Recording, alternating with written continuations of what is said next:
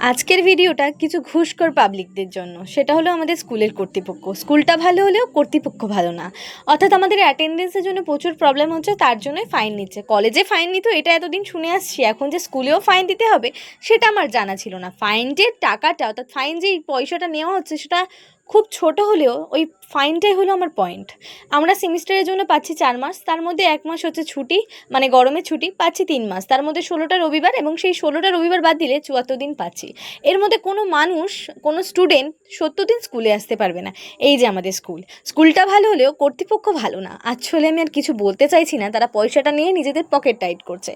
ব্যবসা, সব কিছুই এখন ব্যবসা। তো যাই হোক, আমার এইটুকুই বলার ছিল যে আমি যদি একা হতাম, মানে একা অ্যাটেন্ডেন্সের প্রবলেম হতো, ভিডিওটা আমি করতাম না। 12-এ যত স্টুডেন্ট, জোর 10 জন বাদে সবার এরকম অ্যাটেন্ডেন্সের প্রবলেম, তো তাই জন্য আমি ভিডিওটা করলাম যে স্কুলেও এখন যে ওই পলিটিক্স বা রাজনৈতিক হচ্ছে, নিজেদের পকেট টাইট করা হচ্ছে, সেটার জন্যই আজকের ভিডিওটা।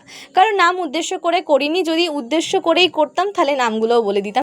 তো আর কি বলবো গাইস, ভিডিওটা স্টপ করলাম। ভুল করে খারাপ পৃথিবীতে জন্মে গেছি, তাই এইসব আমাদেরকে দেখতে হচ্ছে। তো আমার ভিডিও ভালো লাগলে লাইক করে দিও।